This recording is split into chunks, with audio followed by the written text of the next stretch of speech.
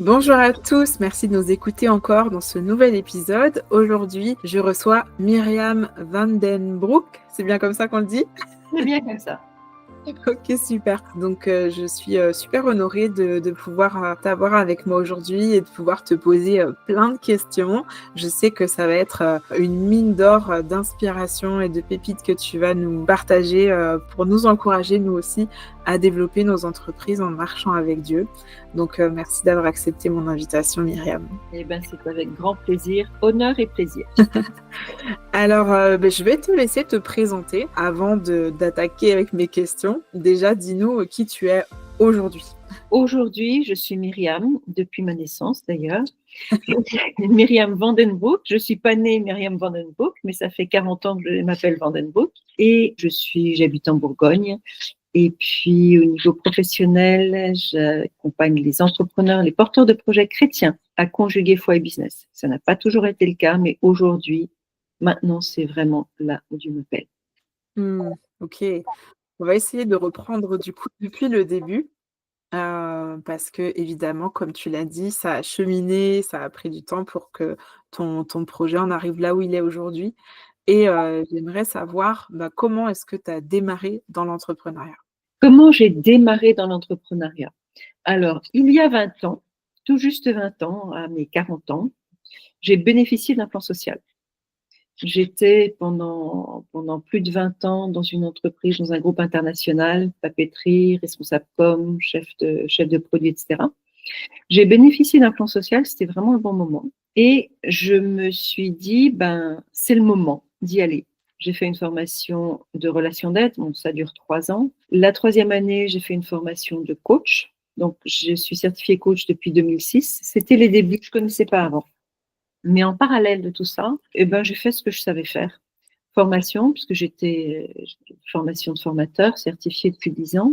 Et puis, marketing externalisé.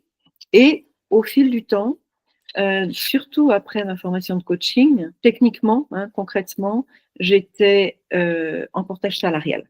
Voilà. Est-ce que quand l'entreprise où tu travaillais t'a proposé ce plan social, tu t'es dit tout de suite, je vais me mettre à mon compte? Alors, c'était le moment. Déjà, 10 ans avant, je m'étais posé la question quand j'avais été certifiée formation de formateur, mais à 30 ans, je ne me sentais pas les épaules assez solides. Donc, quand j'ai bénéficié de ce plan social, je me suis dit, c'est le moment de me lancer, c'est les 40 ans, c'est voilà. Je me sentais pas l'âme d'entrepreneur en tant que telle. Et depuis, ça a changé parce qu'il y a pas mal de choses que j'ai comprises. Mais c'est aussi pour ça où moi j'y vais étape par étape, petit peu par petit peu. C'est pour ça aussi, portage salarial, pour moi, c'était un bon tremplin. Parce que toute la partie administrative, le machin, le truc, c'était pas du tout mon truc. Donc, j'ai commencé par ça. Ensuite, auto-entrepreneur. Et puis ensuite, j'ai dépassé un certain seuil. Donc, j'ai créé mon EURL. Mais ça a pris quelques années. Ça a pris quelques années. J'ai testé des choses qui m'ont plu, d'autres moins. Quand j'ai démarré, je me suis concentrée sur ma com, industrie papetière, communication. J'ai fait des belles petites plaquettes, machin. Je me réfugiais là-dedans parce que c'était quand même beaucoup plus facile et beaucoup plus sympa pour moi que d'aller prospecter. Et puis, je proposais tout ce que je savais faire. Donc, bien évidemment, je n'étais pas crédible, même si c'est vrai que je savais les faire. Vis-à-vis des entreprises, je n'étais pas crédible. Quand même plus de 20 ans de marketing, et puis j'ai quand même fait ce genre d'erreur. Et c'est quand même petit à petit aussi que je suis passée d'une mentalité de salarié à une mentalité d'entrepreneur. Ça ne s'est pas fait du jour au lendemain. Et aussi, donc à l'époque, même si je suis fille de pasteur, fille de missionnaire, mon père n'avait pas été pasteur, il était entrepreneur, lui était vraiment entrepreneur dans l'âme. Il y a des choses intrinsèques à lui, mais qu'il ne m'a pas communiqué tout simplement parce qu'on n'était pas dans ce milieu-là. Donc le côté avancer avec Dieu et puis Dieu dans mon business, je l'avais pas. Évidemment, j'étais bonne chrétienne, donc j'ai invité Dieu dans mon business. Ça restait le mien. Ouais. Donc, je ne sais pas si ça répond à ta question. Oui, oui. Vagué. Non, il n'y a pas de souci. C'est super intéressant, en tout cas, de voir que finalement, si je comprends bien, tu m'arrêtes si je me trompe, tu as pris ce que tu savais faire, les compétences que tu avais développées dans le métier que tu faisais avant, tu t'es dit: «Je vais me mettre à mon compte». Donc tu t'es un peu lancé dans l'aventure, mais en même temps, tu as l'air d'être quand même quelqu'un qui a besoin de se sentir en sécurité. Donc c'est pour ça que tu as pris aussi le temps, que ça s'est pas fait tout de suite et que tu y es allé une étape après l'autre avec aussi le portage salarial et tout ça et donc tu as fait ce que tu savais faire. Est-ce qu'à ce moment-là, tu as demandé à Dieu, quel est le métier que je dois faire? Ou est-ce que, bah, tu as juste pris tes compétences et tu y es allé? Alors, un peu les 2. Parce qu'en fait, comme je disais, j'ai fait une formation de coaching, formation certifiante de coach. Donc, je l'ai finie, ça faisait déjà 2 ans que j'étais indépendante. Alors, je précise aussi, parce que le Seigneur fait bien les choses, hein. En même temps que marketing externalisé, etc., j'étais en partenariat avec une petite entreprise qui accompagnait les créateurs d'entreprises. Lui, il faisait la partie commerciale, moi la partie marketing. Mais ça veut dire quoi? Ça veut dire que pendant 5, 6, 7 ans, j'étais vraiment en contact avec des entrepreneurs, avec le monde des micropreneurs, des solopreneurs, avec tout ce que ça implique, les réseaux, les machins, la communication. Donc ça, c'était une grâce de Dieu aussi que j'ai eu cette rencontre. Mmh. C'était vraiment une connexion divine parce qu'en plus, j'ai envoyé une plaquette qu'il n'a jamais reçue et j'ai appelé derrière. Est-ce que vous avez reçu ma plaquette? Ah non, non, non, pas du tout. Mais ce que vous me dites m'intéresse. OK. Et lui, il prenait ça en commercial, en démarche commerciale. Eh ben, vous n'avez pas besoin de plaquette. Vous appelez, vous avez reçu ma plaquette. Non, non, c'est pas grave, je vous en parle. Sauf qu'il n'avait pas envoyé de plaquette. Donc il y avait quand même un côté là qui me plaisait pas trop, hein. Mmh. Mais il n'empêche que c'est ce que j'ai vécu. Donc il y avait ça, et je reviens à ta question.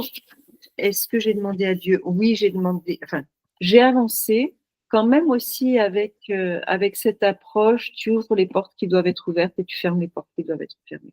Donc quand même avec cette confiance d'avancer, d'être en mouvement, même s'il y avait un peu de procrastination à un certain moment quand même, hein, j'avoue. Mais voilà. Et c'est surtout, donc j'en reviens là, à la fin de l'année de ma formation de coach, où j'ai vraiment senti c'est ça. Mmh. C'est ça que j'aime. Simplement, je ne peux pas mettre plus de 20 ans de marketing à la poubelle. Je fais quoi? Mmh. Surtout que même à l'époque, développer un métier, une activité de coach, pas évident. Oui. Ça l'est toujours pas, mais à l'époque non plus. Oui, Donc parce que c'était déjà pas connu dans le monde de façon générale, mais alors encore pire en tant que chrétienne à ce moment-là. voilà, mais je me positionnais pas en tant que chrétienne. Ouais, Je vivais encore cette dualité et ma vie spirituelle. ouais, je vois. Mmh.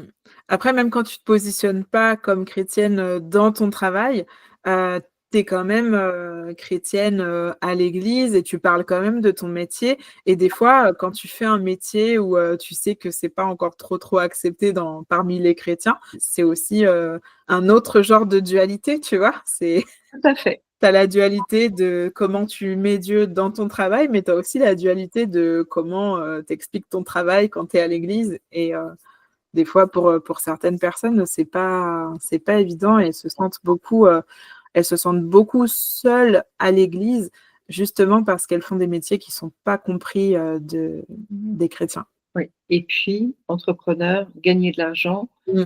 Donc, avec tout ce que ça implique, j'ai entendu des choses dites from the pulpit, enfin, dans des prêches où.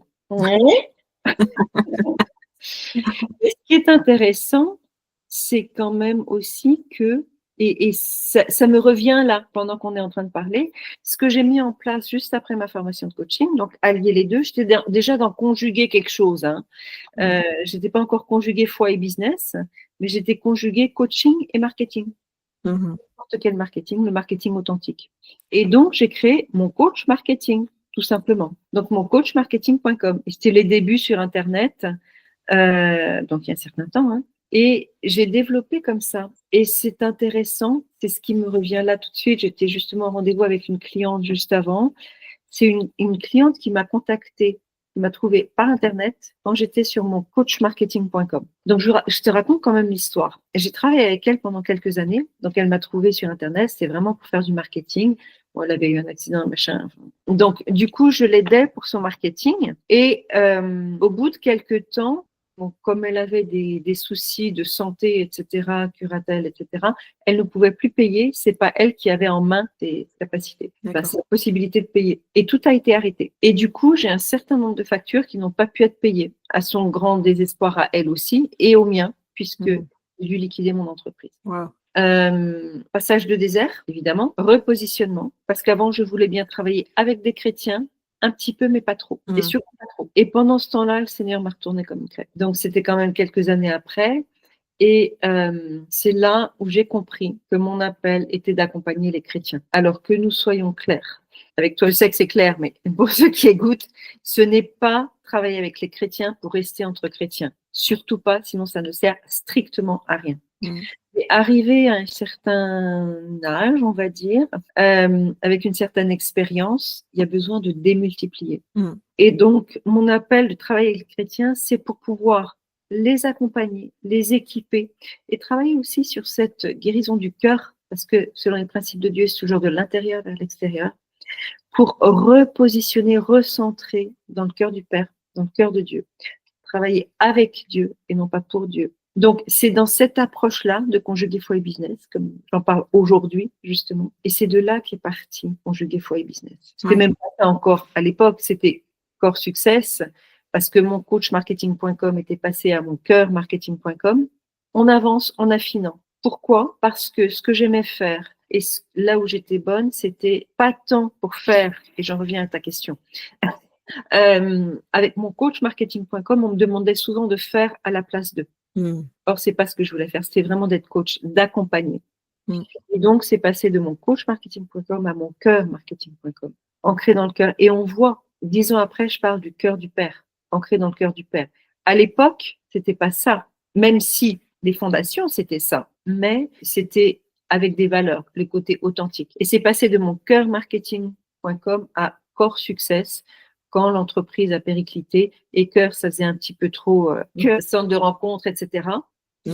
Mais entre Core Success, C-O-R-E, Core, c'est le cœur. C'était plus institutionnel aussi. Donc, ce repositionnement. Voilà un petit peu le parcours. Donc, par rapport à ta question, pour répondre plus concrètement, j'ai avancé avec ce qui m'aidait, mais aussi en comprenant ce que Dieu avait mis en moi et en avançant étape par étape. J'aime bien parce que comme tu as déjà les années d'entrepreneuriat derrière toi, c'est vraiment intéressant de voir que ça a évolué au fil du temps, au fur et à mesure que tu as appris à te connaître, au fur et à mesure que tu as grandi ou guéri avec Dieu. Et c'est chouette parce que je crois qu'il y a beaucoup de personnes qui nous écoutent, qui sont dans l'hésitation parce qu'elles changent alors que ça fait qu'un an qu'elles faisaient tel truc et tout. Et en fait, non, il faut vraiment qu'on s'enlève le blocage avec ça parce que c'est normal. C'est normal d'évoluer et voilà, on n'est pas. Enfin, ouais, je sais qu'il y a un temps où les gens rentraient dans un métier et ils finissaient leur vie dans le même métier, mais aujourd'hui, c'est terminé et il y a vraiment cette quête de sens aussi dans ce qu'on fait dans le travail, dans l'entrepreneuriat encore plus parce que du coup, on est libre de faire ce qu'on veut et donc c'est normal. D'évoluer, de cheminer et comme tu disais, de l'intérieur vers l'extérieur, ça veut dire que plus moi j'évolue, plus mon entreprise elle évolue et que plus moi je me découvre, plus j'ai envie d'implémenter tout ça dans mon entreprise, etc., etc. Donc merci de rassurer les gens en montrant que c'est pas parce que ça change que c'est mal ou que c'est pas parce que ça change que ça veut dire que t'es pas stable ou que tu sais pas ce que tu veux faire ou que t'es pas voilà, non, c'est juste qu'on réajuste pour aller de plus en plus vers ce qu'on doit vraiment faire.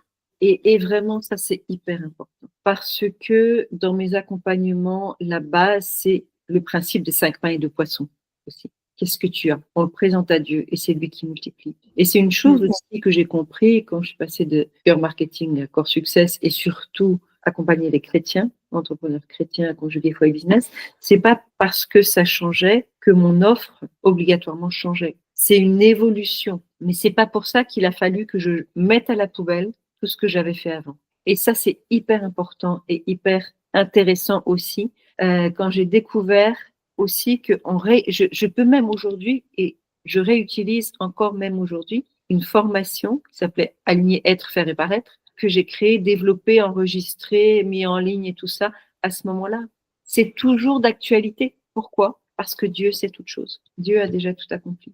Et que déjà à l'époque, c'était en moi, même si moi je le voyais pas, parce que c'est lui qui était au contrôle, même si je ne savais pas. Ouais.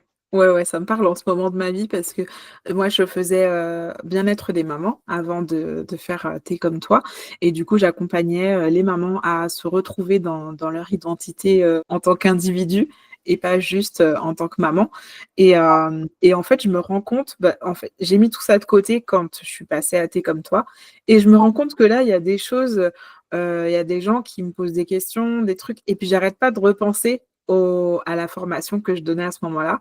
Puis il y a déjà quelques personnes à qui j'ai donné, l'accès à ce que je faisais à ce moment-là et puis c'est en train de me travailler sur, bah, finalement, tu vois, c'était pas tout à mettre à la poubelle et donc tu viens confirmer donc il y a peut-être, ouais, des choses à ressortir de ça, surtout que quelque part, je travaille beaucoup aussi l'identité dans la com, se trouver, mieux se comprendre, découvrir son potentiel, pour communiquer de façon plus authentique et finalement, bah, c'est un peu ce que je faisais avant avec les mamans, même s'il y avait pas la partie communication digitale donc bref, voilà, je ferme la parenthèse.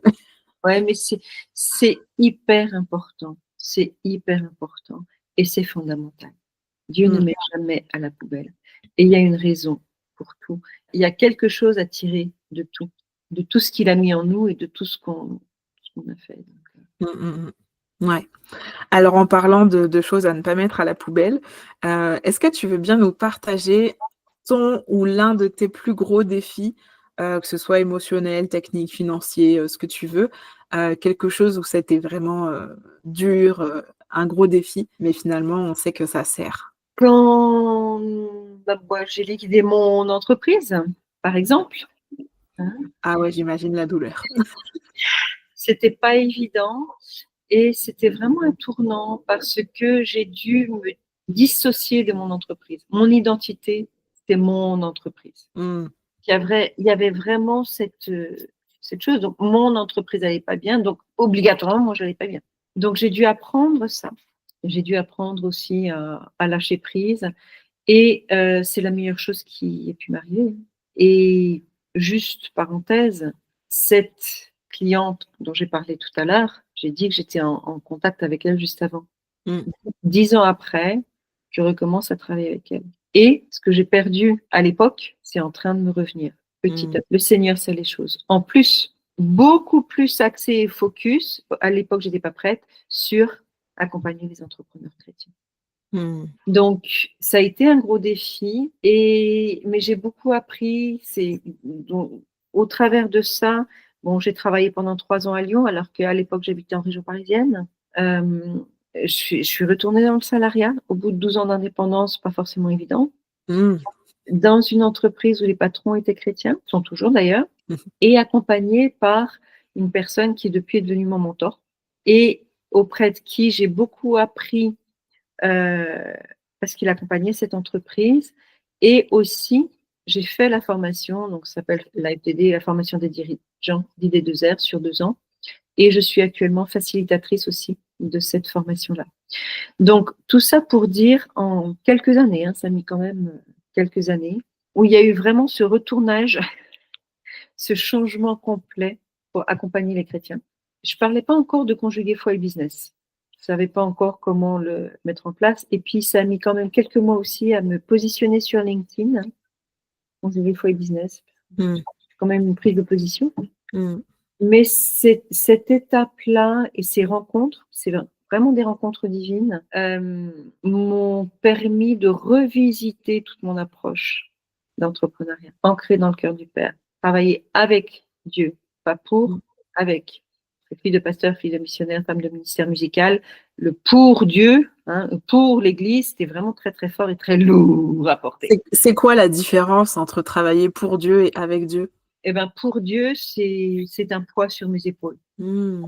Avec Dieu, eh ben, mon joug est doux et léger, nous a dit Jésus. Prenez sur vous mon joug qui est doux et léger, pas parce que en soi il est léger, puisque un joug c'est lourd, mais parce qu'on avance avec lui, à ses côtés. Et eh ben, c'est lui le patron, c'est pas moi. Mmh. Donc, bien sûr, c'est aussi pour l'avancement du royaume de Dieu. Hein, c'est aussi pour, mais c'est d'abord avec lui. Et c'est un partenariat. Ça veut dire aussi, c'est pas moi qui porte, même si j'ai quand même ma responsabilité, puisqu'il délègue sa responsabilité. Mmh. Il y a quand même une délégation. Mais j'avance avec lui dans ses œuvres préparées d'avance, dans ses Mmh. OPA, lui étant le patron. Avec confiance, écoute et obéissance. C'est lui le CEO. Ouais, j'aime bien tes acronymes. Très acronyme. Pour les personnes, qui sont déjà dans la communauté, ou si vous nous rejoignez dans la communauté, vous pouvez trouver l'intervention de Myriam, dans les replays. C'était vraiment super intéressant sur, justement comment est-ce qu'on se positionne, pour travailler avec Dieu. Et vous allez voir tous les acronymes et ce que ça veut dire et comment est-ce qu'on peut les implémenter, dans notre quotidien, professionnel. Donc, ouais, c'est vraiment, très, très intéressant. Et comment tu as vécu ce moment où tu as liquidé, ton entreprise ces années? Est-ce que tu as douté? Est-ce que tu t'es demandé si tu étais à la bonne place? Est-ce que c'était douloureux? Est-ce que tu voulais plus jamais retourner en entrepreneuriat? Comment ça s'est passé? Je perdais mon bébé en fait. Mmh. Je perdais mon bébé et donc oui, c'était douloureux et c'est surtout une remise en question profonde de qui j'étais et de mes capacités. Mmh. Et donc estime de soi, au ras des pâquerettes. Et alors ce qui est intéressant, j'ai pas fait un burn-out à ce moment-là. J'ai fait un burn-out après 3 ans dans une entreprise, voilà. J'ai eu Mmh. une fracture de l'épaule, donc ça, c'était aussi un élément. J'ai hésité tout à l'heure à parler d'une expérience ou l'autre et ce que j'en ai sorti. Mais il y avait quand même toujours cette confiance que Dieu est au contrôle. Même si il y a des choses que j'avais pas compris. Alors, il y en a qui appelleraient ça de la naïveté, certes. Et alors? Mais je suis naïve, j'étais naïve, naïve dans le sens aussi où je sais qu'il y a de la lumière au bout du tunnel. Je sais pas comment, mais il y a des choses qui vont arriver. Et comment j'ai trouvé ce poste en salariat, qui a commencé par de la prestation, ça s'est fait du jour au lendemain. Mmh. Mais vraiment du jour au lendemain, quand j'ai rencontré des personnes. Comment est-ce que j'ai rencontré ces personnes-là? Parce que lorsque j'ai fait une intervention marketing, de formation marketing à l'ICCC, donc c'est la Chambre de commerce et d'industrie chrétienne, ils ont une école d'entrepreneurs. Donc je suis intervenue là. Le responsable m'a demandé si j'interviendrais bien 3 mois plus tard en première partie du président de l'association par rapport au marketing, ce que j'ai fait pour parler de marketing à la fois. Et à la suite de cette intervention-là, ce couple est venu me voir, me dit on a besoin de toi. Ça, c'était le samedi à Lyon. Le lundi matin à 8 heures, il m'appelait. Et le mardi ou le mercredi, je descendais sur Lyon et ça a été le début. Et au bout de quelques années, je recommence aussi à travailler avec eux en ce moment. Donc, c'est top. Ouais. Le Seigneur est vraiment, enfin, je vois vraiment la main du Seigneur. Et le tout, c'est aussi de qu'est-ce que j'en apprends? J'en sors, qu'est-ce que j'en apprends? Et qu'est-ce que je mets en œuvre pour la suite? Et comment est-ce que ça transforme ma vision déjà et ma façon de faire?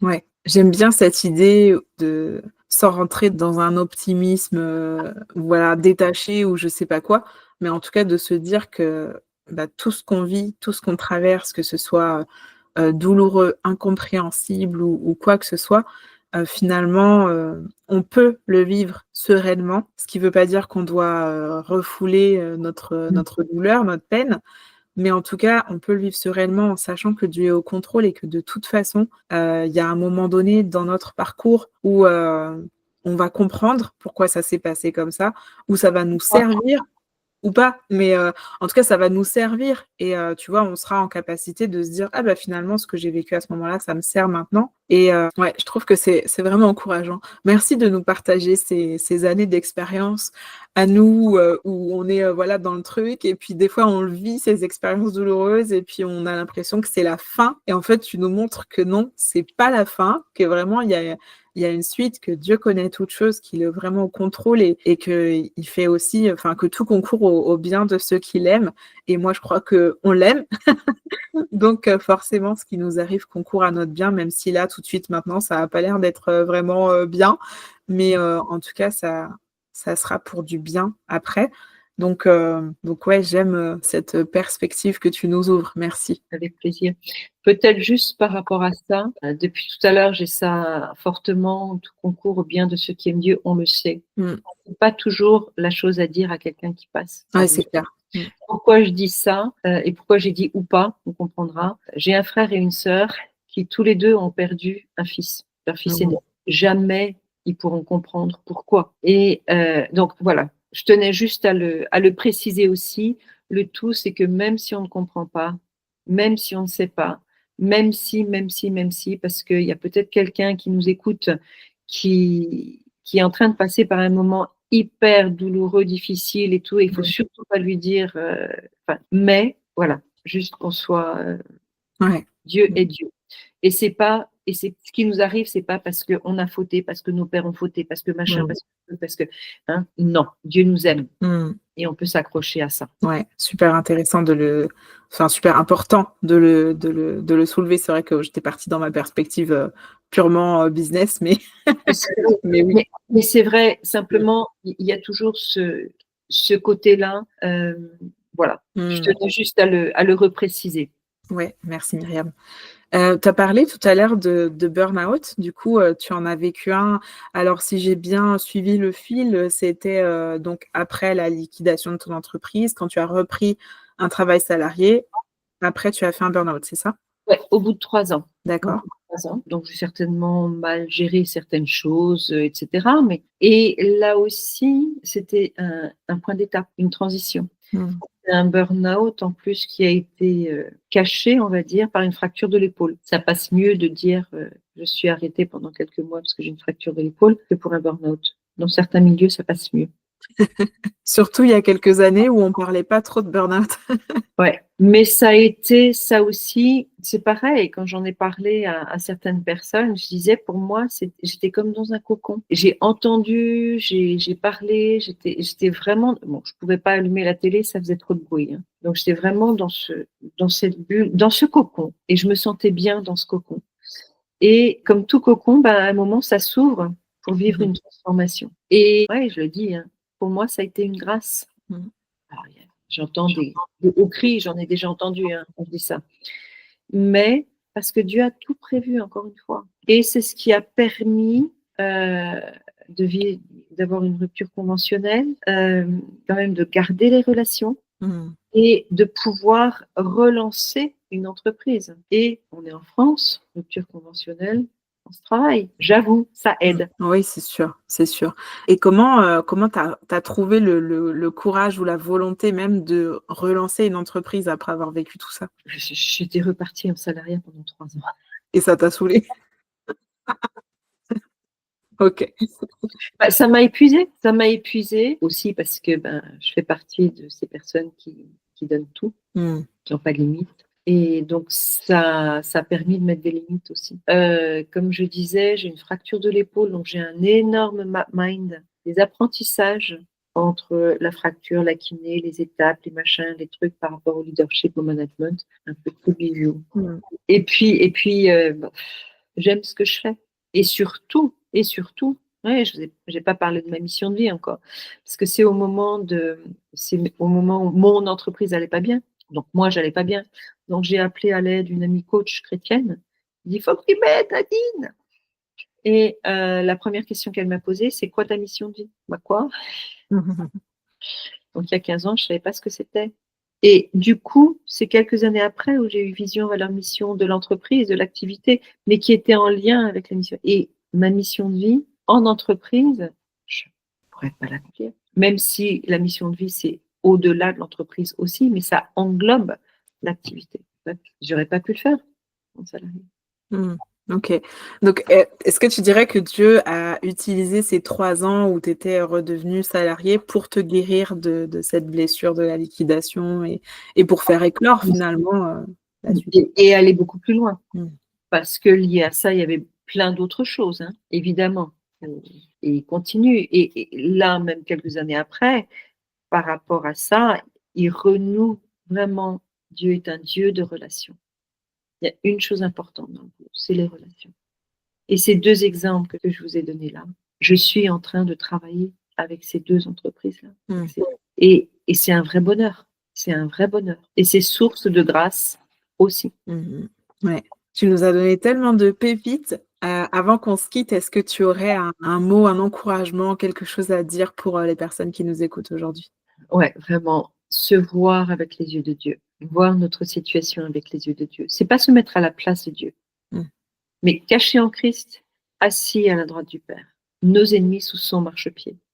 Et c'est assis à la droite du Père, caché en Christ, qu'on peut voir avec ses yeux, avec son cœur, pour nous voir nous en tant que personne, comme il nous a créé, imaginé, designé avec amour avant même la création du monde, pour un projet particulier que seul toi peux accomplir, mais que tu ne peux pas accomplir seul. Mais pour ça, la première étape, se voir avec les yeux de Dieu. Et c'est la base, le début de mes accompagnements, notamment que j'utilise aussi par rapport au bilan de compétences qui permettent d'aller plus loin aussi.